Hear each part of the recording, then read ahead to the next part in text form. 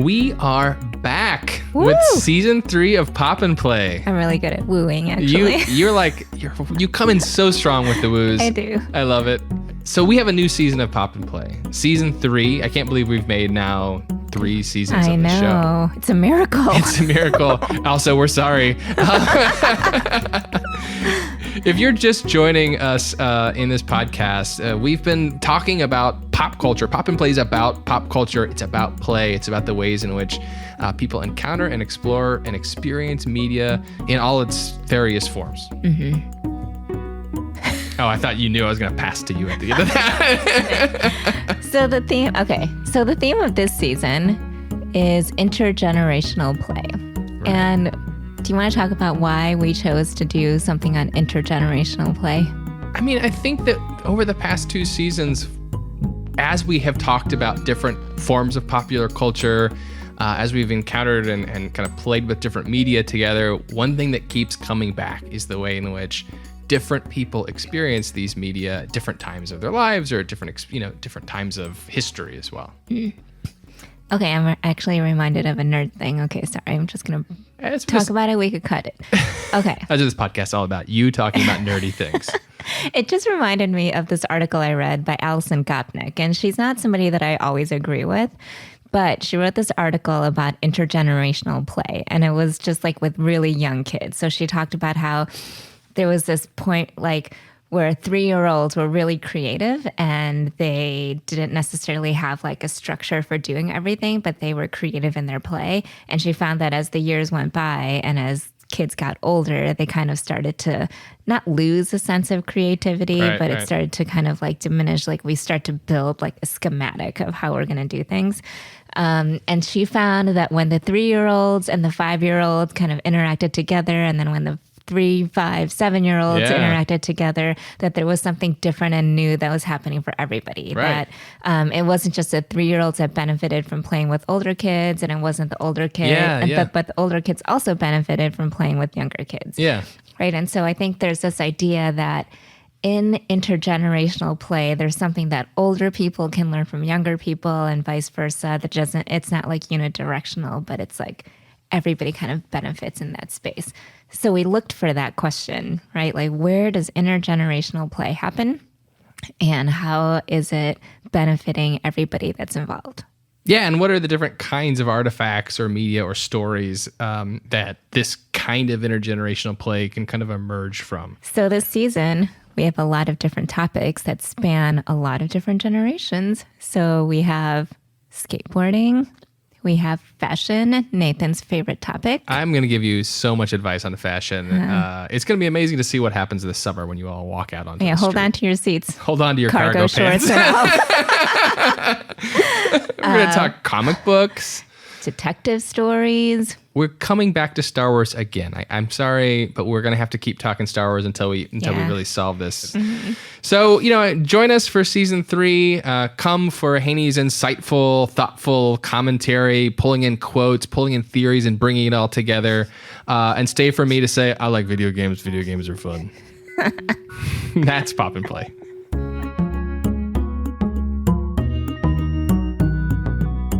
Welcome to another episode of Pop and Play. This season, we are talking about intergenerational play, right? Yes. What is intergenerational play? Well, okay. Instead of defining intergenerational play just yet, sure, yeah, maybe I will harken back to a previous season and talk about how this idea even came to be. Previously on Pop and Play. I feel like there needs to be the beep from 24. Beep, beep. Oh my God, you just dated your pop culture knowledge to 24. Oh my gosh. Anyway, last season on Pop and Play, we had the illustrious Ann Dyson on our episode. And I remember that one we were talking about He-Man, right? Yes, yeah. We were talking about He-Man. We were talking about superheroes and how superheroes relate to children's play and what they bring to the classroom. Yeah. And one of the things that she said, which I think resonated with us for many, many months afterwards, is how she talks about how every generation has a Spider-Man, right? And and every generation thinks their Spider-Man is the best. They have attachments to it, right? I love that. I loved that quote. That was such a great quote. Every Spider-Man, every generation thinks their Spider-Man is the best. So, which inevitably I have to ask the question. Oh no, I knew you were going to ask me that. I wasn't prepared for this. I have to ask the question, what's your favorite Spider-Man? I don't have a favorite Spider-Man. I just have whatever generation Zendaya was in. Is my favorite Spider-Man. Oh, what's his name? Her Tom boyfriend. Holland. Yes. Yeah. Tom Holland. Okay. Best Spider-Man only by association to Zendaya. I mean, that's a fair way to make this judgment in my mind. What about you? I mean, it's got to be Tobey. It's got to be Tobey Maguire. I know you're going to say that for some reason. I don't know why. Because it goes with the quote. It was my generation Spider-Man.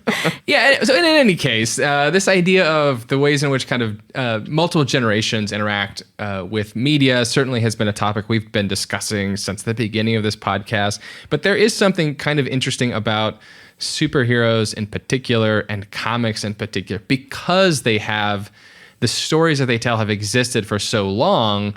Different generations get a chance to come at the same stories or come at the same characters and then kind of reinterpret them or redefine them in all sorts of different ways.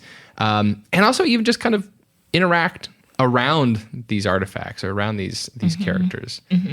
I would say for me too, that because these comics kind of resurface and every generation kind of has a different uptake of it and then it gains popularity and all of that, I think then it brings new generations of people, despite age, into this universe, I guess. And so I think about that because I wasn't like a really big comics person when I was younger. But then as I got older and everybody's into these things, then of course I have FOMO, so I want to be into it too. So that's how I kind of got engaged in it. So you didn't... Enter Zendaya. And through primarily Zendaya. Yeah, fair. Did you not really encounter or explore comics when you were younger? Okay, so I actually prepared for this episode because I didn't want to look stupid. Because I feel like up until now, I've been like a late comer to comics and superheroes in the Marvel universe. Okay. Only because I got into it because the kids that I did research with were really into it. And in order for me to understand anything that they're talking about, I had to really get myself prepared and into it and into the conversation. And so that's sort of how I entered it. So then I was thinking about how I thought about comics when I was younger. So I did think of one. Okay. I see in your notebook a picture you've drawn, I think, of yourself. Not it's me. Kat. It's a middle-aged lady. Well, I'm looking at it upside down and across the way. I can't tell, but now I see who it is. It's Kathy. Yeah. Okay. Kathy. So I looked up Kathy online today. I remember Kathy. Basically, so she was this comic that came out in the paper like every day or every week or every weekend. I don't know how often it was coming. Yeah, it was like the Sunday funny section, right? Yeah. Because that is what I associate comics with. Yeah. I associate comics with the newspaper. Yeah. Yep.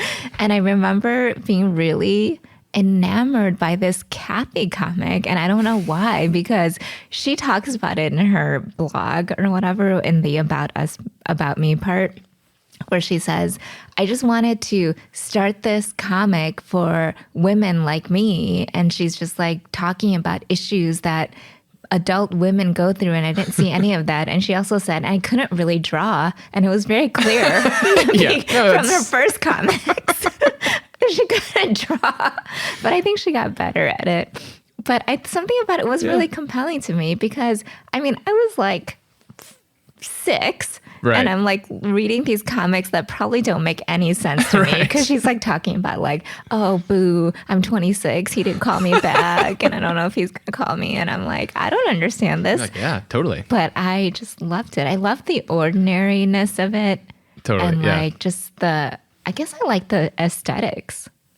My dad always pulled out the funny section and gave it to us to look at. Yeah. So I remember that too. Yeah. I also didn't really get into, and I wouldn't even say I'm even really now, but I didn't get into comics till later in life. But I always felt with comics that they were like something I wanted to get involved in, but it was just too big. to get into it, to even know where to start. And so it wasn't until I had disposable income, that I was able to start kind of dipping my toes in a little bit. Oh, so you invested in comics? No, certainly not. I'll go to Comic-Con now with my kids and stuff, and you can go to some of the comic stands where you can buy comics, and you can dig through the old ones, and there's they printed so many of these things during that era that they're just not worth anything. They're worth $2 now. So they haven't really appreciated very much some of the ones from that era. I see. But speaking of your kids, are they into comics? They're into comics in other ways as a little bit. My daughter for a little while was really liking My Little Pony comics, which are really funny and really beautifully drawn. And then both of them have been into graphic novels. So they'll like things like Dog Man, various other graphic novels too. Okay, I do have a question for you related to graphic novels. Yeah. What is the distinction, or what is the line between a graphic novel and a comic? Is there a line? I'm sure somebody who hosts a podcast about pop culture and play should know the answer to that question. Yeah, what is the answer to that question? I don't know. I think to my mind, it's something about kind of an extended story. So it's a comic in the sense that it has illustrations, and the kind of typical thing you might imagine in a comic book, but a graphic novel is longer. Okay. It's the simplest way that I can think of it. I don't know if that's true. I don't know if that's an official definition, but I do know I've gotten graphic novels that are pretty extensive, one long story. And then I've gotten other graphic novels that are individual episodes that were released as individual comics that have now been kind of collated into one volume. Yeah, like a collection. Yeah. And I don't know if there's if you call those things something different or if they're all the same. I don't know. Yeah. I was thinking about that, or thinking about it in my mind right now, because I do really like graphic novels. And I like graphic novels that are kind of not like Kathy comic style, but that are like memoirs or things about life, or how people, I find it really interesting just how people kind of share and curate and talk about their lives beyond just a novel, 500-page novel that I have to read. Yeah. I was I guess I could say I'm really into comics now, but I feel like if I say comics, people don't think about a graphic novel. There's some kind of distinction there. You could say I'm into graphic novels. Is that what it is? You could say is it really, high and low culture? Say it's sophisticated. There is something about that high low culture thing going on here, right? For sure. So yeah, and you're feeling it whenever you say it. Yeah, right. So should we just start calling everything comics? Call it all comics. Yeah. I know. Forget multimodal research. Let's just call it comics. It's all comics. So I'm excited to talk to our guest today. Our guest is just absolutely brilliant about many of the different topics we've just discussed. He's an incredible artist, incredible writer, brilliant scholar. And he writes about and he thinks a lot about, not just comics and the ways in which visuals and text can kind of come together to kind of create new meaning for us to digest and explore.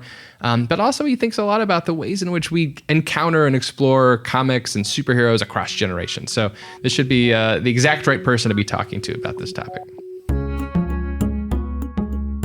All right. So today we are joined by the brilliant John Jennings. John is a writer, he's an artist, he's a curator, he's a scholar. He's won multiple Hugo Awards. You got a best-selling book. You're a Harvard Fellow, a professor of media and cultural studies at the University of California, Riverside. You also are the director of the ABRAMS Comic Arts imprint Megascope, which publishes all sorts of really exciting graphic novels focused on the experiences of people of color. And if that wasn't enough, John, you've also just created with Valentine De Landro, Ghostlight, a new Marvel superhero. And the first issue comes out February 2nd. Woo! Yay! Woo! Thank you. That's all that's true except for the one thing. What did I get wrong? Not multiple Hugos. I have two Eisners, but only one Hugo. John, that's so disappointing. Let's just say we just put it out into the universe that at the time of this comes out, there will be another one. You're gonna manifest. Manifest it. Let's work harder. You know what I'm saying? Well, so to warm us up, we like to play a game. Haney, can you explain? Sure. I promise you, it's painless. Painless. I think it is very painless. It's basically a lightning round of questions to get us sort of like into the topic or into the idea that we're talking about today. And I have to say, I'm going to have to be full disclosure. I just had a conversation with Nathan about how when I think of comics, I think of Kathy, the comic strip that showed up in my newspaper when I was young. Okay, so that's like my attachment to comics. And I feel like I started to get into more comics as I started to hang out with a lot of young kids, because that's what my research is about. And they're like so into it, and just understanding what they're talking about, what they're doing has kind of led me down a comics road. So we're going to ask you a series of questions, and you just have to answer. It's kind of like an either or sort of thing, or pick your favorite, or, stuff like that. Yeah. Okay. All right. Sounds good. Great. Nathan, you want to start with the classic question? Yeah, let's start with the classic. Flight or invisibility? That's hard.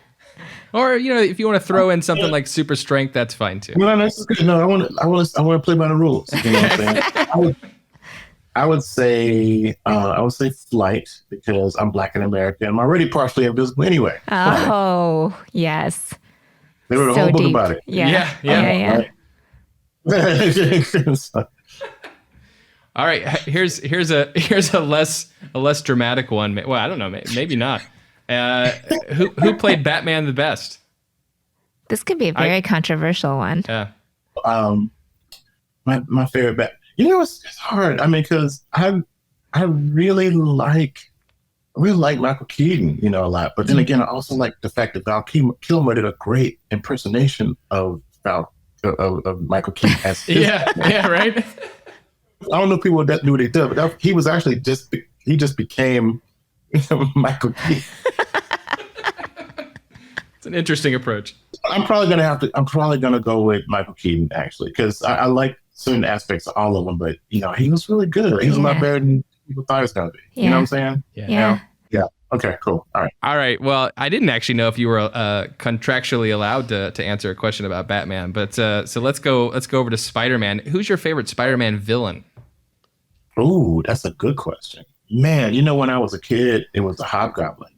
Really liked the Hobgoblin a lot, because I like the fact that he was like a legacy villain, and I think that he actually was even more terrifying in some ways than the Green Goblin.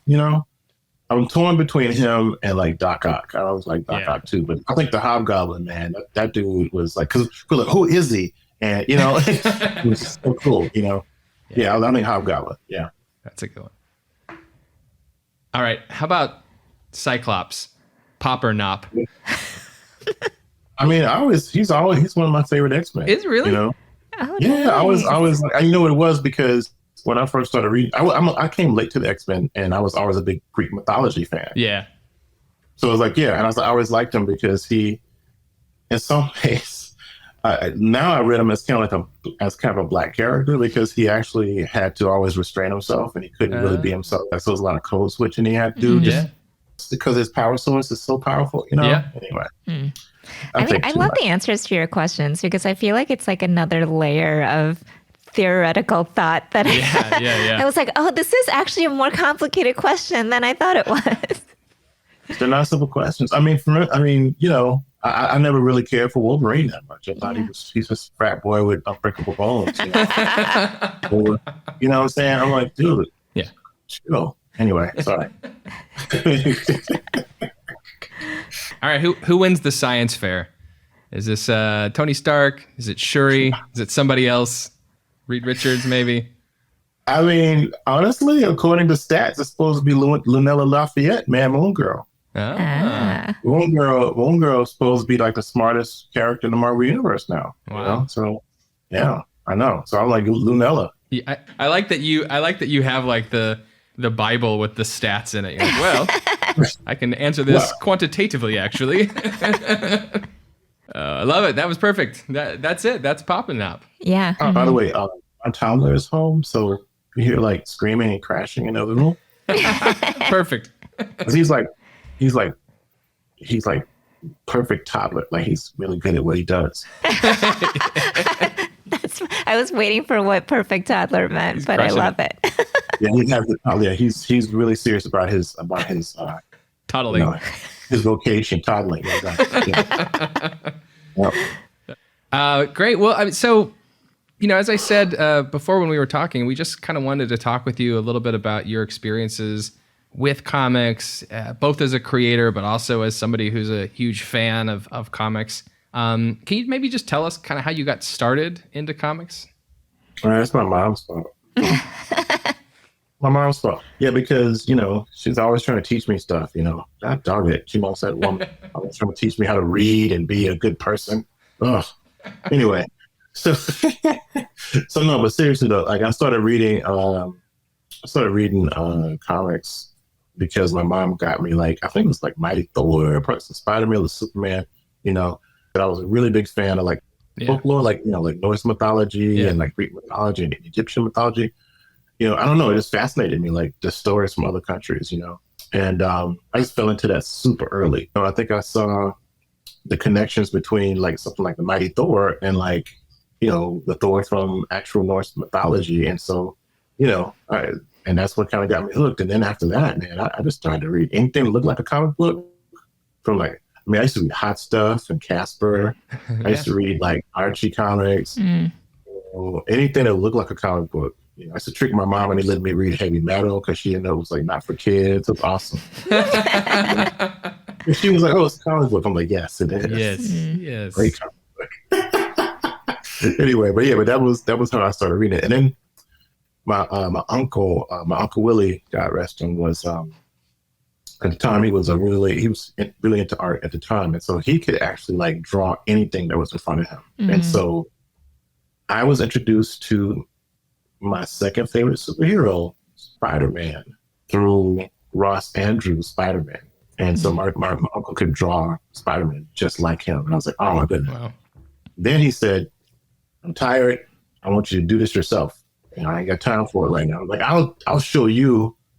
And that's how I started drawing pretty much, actually, too. I was already drawing, but I was like, I'm really going to draw my own Spider-Man now because you're not going to talk to me like that tired person. Wait, so you said Spider-Man was your second favorite. Did you already tell us who was your first favorite? No. It's Daredevil. Everybody knows that, right? Daredevil. That's great. So basically, it was because your uncle got sick of drawing for you that a little bit that you do what you do. Yeah, a little bit. I think that's pretty cool. I feel like, first I have to acknowledge your mother for introducing you to Mighty Thor, because I feel like that's what we want to do with teachers too, right? Is to find a thing that the kid is really interested in and then try to make a connection. And I think that's a really sophisticated move that she made, which, I don't know, I feel like that's like a great teaching moment. It is. And she's my mom, who, she's still like a massive fan of anything action oriented, anything horror. So pretty much all the like crazy pop culture stuff I'm into is her fault. And then, secondly, I think it was librarians that I knew, right? So like Mrs. Berry, I don't know if she's still with us or not, but Miss Berry, she worked at the school library, was such a good librarian because she would pay attention to what we were into and give us things. Yeah. Do you? Your life is so wrapped up in comics these days, I know, and among other things. But you're in that space. I wonder, do you play with comics in a similar way as you did as a kid, or is it all business now? I try for them to be the same. But I never would have imagined that I would be doing as much comics work as I am right now. And so, it's a blessing. Actually, it's something that I want to do all my life, and it only took me 40 years to accomplish it. So, it's not a long time. Fast, exactly. So, so there's still a lot of play. I think it's mostly in my independent space, though. My one of my favorite hobbies is, it's so crazy. So you're familiar with public domain superheroes? Yeah, right? yeah. Oh. There's hundreds and hundreds of superheroes in the public domain for whatever reason. So there are different archives out there. So I will actually go and dig through these archives and redesign public domain characters for fun. It's actually fun. And I would pretend like they never stopped being published, Yeah. And so I was like, so what if I don't know, what if the Black Terror, that's a public domain character. What if like he actually got a chance to have a comic in like the 1980s or 1990s, and actually he probably did because he's pretty popular, right? So I was just kind of play around with them and say, okay, well, this is my 90s version of this character, that kind of. It's relaxing, and then some of the stuff it takes off. Actually, there's a lot of business now. I mean, because right now, all the hats that can be worn in comics, I'm probably wearing all the hats. But there's because I'm editing, I'm writing, I'm drawing, putting together creative teams. It's fun, but it's a lot of work, and it's Yeah, we talk about that some in our actually on this podcast. We've talked a little bit about the ways in which kind of work and play get kind of how sometimes we try to keep those worlds separate, or what happens when we try to kind of find ways of merging those spaces, or of playing within spaces that we might usually consider work, or yeah. And I think what it is too is that people sometimes will call me a workaholic, right? Which I don't like that, actually, because it pathologizes my passion for something. Yeah. And the other thing is that's like, no, I'm not sick. Actually, I'm just very, very. I love what I do. Yeah. I mean, I really like how you phrased it, though, because when you were talking about remixing public domains, you were talking about how sometimes it leads to something, sometimes it doesn't. It's just relaxing. It's something that I really enjoy doing. And I think that, I think some of the things that we've tried to talk about in the last few seasons is how play can be really productive, right? It doesn't have to necessarily have an intention from the get-go. It could be something that's fun and enjoyable and interesting. And I think the nice thing about that is it could lead to a product that could be out there, but can also just be something that is fulfilling in and of itself, right? And I think you demonstrate that, which is really cool. No, I think, I really appreciate you saying that. It reminds me of like crate digging. I'm not a DJ, Yeah. but it's that same kind of idea. What's interesting about the public domain is that it's for the most part a static data set. It doesn't get added to a lot. So it's really cool to see how other people remix it too. Like it really is like DJing to me. I've heard you talk about this idea of kind of remix and hip hop and the way in which it intersects with comics before. Can you maybe say a little bit more about that? Like, how do you think about this idea of remix, or this idea of taking existing pieces and finding ways to sort of reuse them or turn them into new things? I think that's all we do. You know what I'm saying? I mean, you've probably seen like this documentary, Everything's a Remix. It's on YouTube in particular. But it's one documentary, and it's looking at like how one thing, either is like, as a pastiche of something else, or it's a remix of something else. And from stuff like, say, what's his name's cut-ups. What was his name? He did the cut-ups. Oh, the artist. Burroughs. Yeah. We made Burroughs, right? Yeah. So he would do these things where he would actually like, take two books and put them side by side and then cut across and then make. So that's how we got the word heavy metal, I think, actually. It's from like a cut-up. And, and so, there was this idea of like finding connections and actually remixing things, approximating things is something that's actually kind of super Afrocentric, actually, too, And then, of course, you have someone like, the great Greg Tate, God rest him, who said, that DJing is ancestor worship, because essentially what you're doing is like you're juxtaposing different time frames, different artifacts from different times and from different genres. And he's through equivalence, making them the same, right? And I think comics do that too, because think about it. I mean, if you read a comic, each panel is a slice of time. So you can actually time travel. You can have the first panel be in the 1800s, second panel be in the 1960s. You can draw a third one to be in the 2050s, whatever, right? And by doing so, you're making like this patchwork quilt of like just experience. So I can see the connections between the two. Then, of course, I used to teach a class where I used to talk about this idea of the CJ, right? Someone who sees and remixes, right? So that's that kind of idea where you're looking at things and then you're kind of like sampling them through the scopophilic instinct. And you're sampling things, right? With your eyes, and then you're remixing them, right? And so even though people are losing their doggone minds over this AI thing, I'm like, well, that's kind of what we do too, right? It's like we make things that are approximations of things and styles, Anyway, so I know that's a long-winded answer to your question, but yeah, I think that there's a lot of overlap, And I think there's a reason why the Wu-Tang Clan have these comic book nicknames, right? Like Tony Starks and, Johnny Blaze, that stuff like that, right? When they have, it's a similar kind of like making of another identity, right? Slipping into another skin through the medium, Yeah. That's cool. I'm wondering, I want to ask you a little bit about your, sort of building on this, I want to ask you a little bit about your process. Since you just spent some time thinking about new characters, specifically a new character with Marvel, but I know, like you were saying before, you kind of are doing this all the time. I'm wondering, I mentioned before that comics, one of the kind of unique things about comics is the fact that the story, the character, these things kind of exist across time in ways that I think is really vivid, more so than some other potentially stories. I mean, of course, all stories kind of exist across time, right? But there's something really vivid about these, and they keep coming back as being pop culture over and over again. Okay.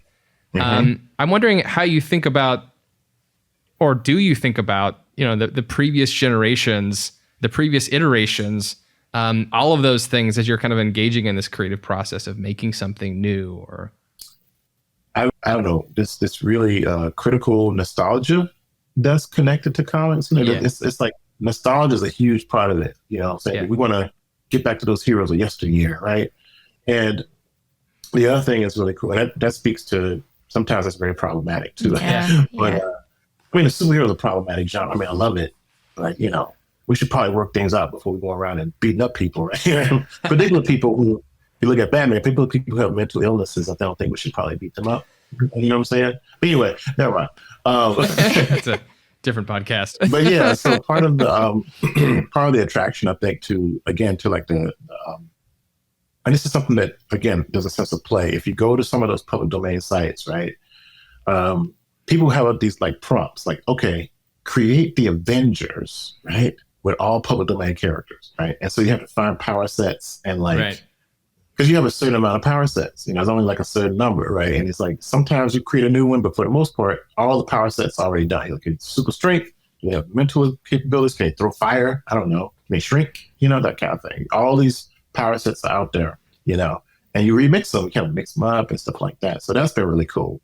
Now for something like Ghostlight, you talk about digging through the crates. I mean, me and my friend Angelique Roche are working on a book right now called My Superhero is Black, and it's going to be coming out hopefully on time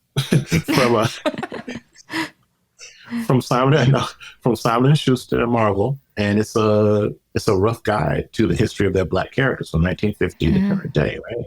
So I came across this character, and I remember reading this book too when I was a kid. I think I probably read a reprint of it, 1969. This character called Al B. Harper, that was a Black physicist who helps the Silver Surfer, and he literally sacrifices his life to save the world, right? And then the Silver Surfer puts this cosmic flame on his grave to mark him as a hero forever, for as long as Earth exists. It's hyperbolic Stan Lee, and you shall be a hero forever. Right? And I'm thinking like, yo, and this is in the middle of like the George Floyd protests, Chadwick Boseman's death, so much violence against like, the Black body as a corpus, right? And then I had recently lost my sister, to a heart attack. And I was just thinking about like, it was just, it's a lot of death, man. Yeah. And I was like, why is this brother in the ground still? So I literally dug him up. So, but it was a knowledge of the past. It was a knowledge of like the nostalgia, because some people push back against these legacy characters, right? I've noticed that there's been some kind of, why is Miss Marvel Pakistani? And we got, how many Spider-Man do we have to have? We got a Spider-Gwen, Ghost Spider, actually, what you call it now. But also, Miles Morales and all this stuff. I just want one. I just wanted to be this one dude. Right? Yeah, right. But no, it's not going to happen, man. I'm sorry. But so that's, I think it's super important, but it's also like, you have to have some wiggle room around, the history of things. And I'm really kind of, I'm excited that Marvel's decided to let me do that, because that's a brand new Black superhero that they didn't have, that they kind of already had, Yeah. So anyway, sorry. That felt like a very long stop. That was what's great about it. You covered so much territory there as you always do in your thoughtful answers. And And it really got to one of the questions that Haney and I have been kind of talking about with this particular topic, was the way in which, history intersects with this thing that you name, nostalgia, and the sort of ways in which that can be both freeing and exciting and joyful, and also toxic and ugly and problematic in our society. So I just thinking about how you can use history as a play space, right? And explore it in different, you even talked about exploring a character at different eras. Like, what does this one look like in the 90s, right? But then playing with it in the future, playing with it now. That's so cool. I mean, when I think that superheroes lend itself, because you kind of mentioned it, Nathan, that, these characters, they have, if they're well designed, I think a lot of the early characters was, these are really smart people who come up with these characters, but they had no choice. They were trying to feed themselves, right? And so, but what they did is they created like a really, really interesting amalgam, the way that we think about American comics. I mean, the superheroes like so problematic, but also it sticks with us because it's a reification of very simple ideas, and their primal images. Superman, with his chest, with the super, the crest or whatever, it translates, right? It's no different than, say, creating like Apollo or like, Demeter or Hades or whatever, right? It's the same process, right? It's the same process. What happens is, like you said, we're going to sell it, because, you got to pay to the big guy, which is, capitalism. That's our religion. Yeah. But anyway, so it's that process that's happening constantly, I think. I mean, I find that to me, that's making me think of something too, because I just realized that I actually have a book in my house. It's actually called Shattered, the Asian American Comics Anthology. And it was an Asian American author, I think, just like redoing and rethinking superheroes with, the Asian American identity and community. And I find it was, what? I found it as an adult, yes. But I just realized that I never thought that was actually possible, right? And I think it is really important to think back historically. And I think what I hear you saying is how you can deconstruct some of those ideas and kind of like, we're talking about remixing, like remix history, right? So that now we're in a present and a future that is actually different and more exciting. And, I think that's really cool. It's like an interesting direction. And it's so fun to talk to you as being someone who's kind of leading that. Well, I mean, I think first of all, thank you for that. That's really kind. No, but I think, there have been some really great folk. I mean, I can, like stuff like Watchmen, for instance. Right. So, the Watchmen is a deconstruction. It's like probably one of the greatest deconstruction superhero mythos, right? Totally. So powerful too. Yes, but it's also a alternative history story. Yeah. Right. Yeah. It takes place in an alternative universe, so to speak, right, where superheroes actually exist, and they posit that the government would control them, right? Right. So and it just sets up these really, really interesting ideas about like, if we really did have these people running around, what would they be like? Like, and how would they really affect history? Well, so. I guess this is a big question, but I want to ask it as kind of a closing question. Where do you want to see comics go next? What are you excited by? What are you hopeful for? What are you curious about? That's a great question. I mean, because there's so much potential that's still being imagined with the comics, right? I mean, we're just not getting to the point where people understand that, guess what? You can make other types of comics besides superheroes. Yeah. And don't get me wrong, I love me a good superhero, but I'm publishing like comics about history and about other worlds and like nonfiction comics and stuff like that. We need all these different things. We want to normalize comics in space. So I think that's one thing I'm excited about, that we get to see comics about everything. Because the media is kind of like saying, talk shows are just for cooking shows. That's ridiculous, right? So why do we limit comics as a medium? So I want to see that explored. But, I mean, I love that idea. It was just the multi-genre comic, right? Like I think about, like I have a cookbook, a Korean cookbook that's a comic. Yeah. I just realized that comics are a part of my life when I didn't think it was.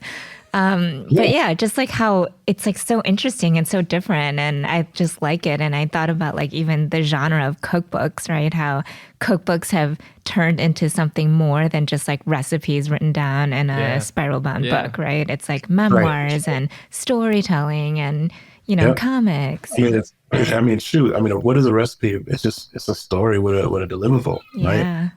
You know what I'm saying? It's like, here's a story. I said, ooh, that story tastes good. Like, you need some. That might be a good story with a different storyteller, perhaps. Exactly. But seriously, if you think about it, like, the comics are all over the place and pretty ubiquitous when you think about it. But we don't really, we put them in this little box, this little panel, so to speak, and we won't let them grow. So I think that was one of the things I'm really excited about. So doing something like CamCon, for instance, where you get to see like all these African creators making comics, Cam had never seen that many people in their space before, ever. Right? And they've had some of the top artists in there, So there's a power there that we should definitely tap into, particularly for education, Yeah. Great. Well, John, thank you so much for hanging out with us today in your crazy busy schedule. You're so delightful to talk to. Every time we have a conversation, I feel like I learn all sorts of new things. I come to new understandings of things I thought I might have known, and I'm always inspired. So I really appreciate you making time to hang out with us on Pop and Play. Oh man, it was an honor. Seriously, y'all are awesome. And, thank you for letting me like just go off on crazy diatribes. No, I feel like I've learned a lot, and I've been very self-reflective on this episode. I feel like we have to end with this. We usually ask our guests at the end to tell us what's poppin', and basically that just means what's out there that you're excited about in pop culture that you want people to know about that is kind of poppin' or happening in your life. Oh man, well, I think the first thing is like people should definitely check out Megascope. My publishing imprint with ABRAMS. We're doing some really cool stuff. We just published a book about Queenie, which is Stephanie St. Clair's nickname. She was a gangster who ran Harlem back in the day. She was Bumpy Johnson's mentor, so we just put that out. See, it's a comic book, but it's also an issue book. And then, of course, if you're a literature teacher, guess what? We're putting out an Afrofuturist version of the Count of Monte Cristo. Oh, that's so cool. Almost 200 years after the polar ice caps melt. So it's still a pirate story. Because everything's water everywhere, right? So, so that's, it's cool. It's such a beautiful book. But other things like, I really am I want to check out Jordan Peele's new podcast. I listened to the first 3 episodes of it. I've heard, I've heard it was like just, the rest of it was terrifying. It's called Quiet Part Loud. I'm very excited about that. I'm super excited about, I forgot who's writing this, but Lee Bermejo's new book, Vicious Circle. I think it's called Vicious Cycle, about these time traveling assassins. They're trying to it sounds dope. But you've seen Lee Bermejo's work. It's just so beautiful. And I think maybe I'm really excited about Chris Robinson and company's collection. They're doing like a remastered version of Our Negro Comics. It's on Kickstarter. So they do like a 75th anniversary, remastered edition of the first African American collection of comics. So that should be dope too. Yeah. I think that's all happening.